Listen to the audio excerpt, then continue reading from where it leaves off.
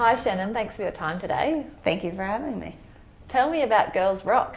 Girls Rock is part of an international movement of school holidays programs and other kinds of programs throughout the year to help educate and empower young female trans and gender nonconforming kids in music. So we run all sorts of music related camps and events for them. Fantastic. And you're based in Melbourne? We are based in Melbourne, but there are camps all over Australia now, and we're having our first conference soon to meet all of the camp leaders across the nation and in New Zealand as well, so we can network and build the movement here. And what barriers do you find women and girls face in the music industry? I think we've talked a lot about how you need to see someone to know that you want to be that person or be in their role. And so we do have a pretty big gender disparity in the music industry. 9 times out of 10, if you go and see a gig one night, you'll see all male bands. And so it's hard for young people to know that there's options out there for them to perform music if that's what they love to do, and for them to form supportive networks. So I think forming those networks is how we are overcoming some of those barriers, and we're also just trying to educate everyone so they feel confident enough to speak up if they are experiencing discrimination. What inspired you to start Girls Rock? So I started Girls Rock with my bandmate Sally.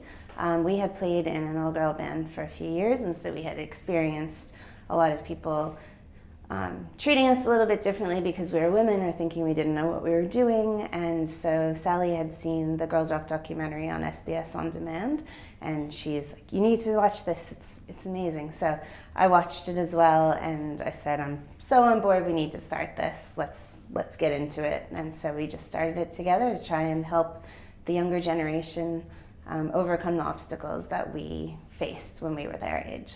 Tell me a bit about yourself. We know, you've just told us about why you started Girls Rock. Yeah. But what's your history with the music industry? What brought you here today? I started playing music when I was a teenager, just like, in my bedroom I got a guitar. My dad got me a guitar, and so I thought I'd learn how to play because he played, and I just thought it was cool, and it was a great way to express myself through, the angsty teenage years. But, everyone's angry about something when you're a teenager. So it's great to just have a bash and play with your friends, and it's a social thing as well. So I started playing a little bit, and then I kind of fell out of it. And then when I was a bit older, friends of mine that were in an all-girl band needed a guitarist, and I was like, I used to play, I could maybe try. And so they were really great mentors for me and helped me get up to scratch skill-wise. And then from then on, I've just played in different bands, and once moved to Australia, I started playing drums and guitar, and I sing backups in a band, and I just love it. It's so much fun. So I just try to do as much as I can. Fantastic. Women in Leadership Australia are so excited that Girls Rock have jumped on board for the 100 Days for Change. Yes. What's the Girls Rock pledge?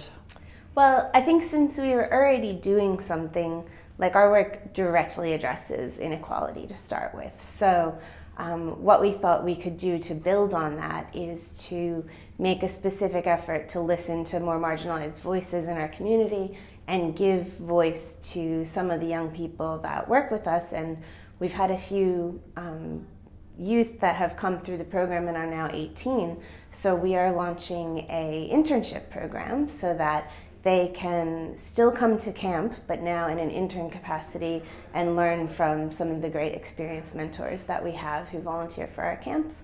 So we'll be teaching them things like how to do sound engineering and mix live bands, how to work on gear and fix up little things, and just how to be a leader for their peers and some people that are a little bit younger than them. We know things are moving a little bit slower than they probably should be with gender equality in the music industry. For you, what would gender equality in the music industry look like one day? I think it would look like everyone, regardless of gender, being in bands and having equal opportunities to play on festivals and to get access to those same opportunities. And in a way, like if you think about the Age Music Awards and things like that, the Music Victoria Awards, every category, or so many categories, are gender specific. And I feel like as we move towards equality and more open-minded perspective on gender, hopefully we will be able to abolish those categories and just have people judged on their music and not have their gender be influencing what category they get placed in and stuff like that. I think it'll give a lot of inspiration to youth to see all of the musicians judged on the same level without how they identify coming into it. It'll be a really good thing when we arrive at that place. Yes. It will, and hopefully we'll be out of jobs at Girls Rock, and that's the final goal, really, is to fix the problems so we don't need to keep working. Well, congratulations for everything that you do. Thank you. And good luck with the journey with the 100 Days for Change. Thank you. Thank you for having us be a part of it and inviting us to this wonderful event.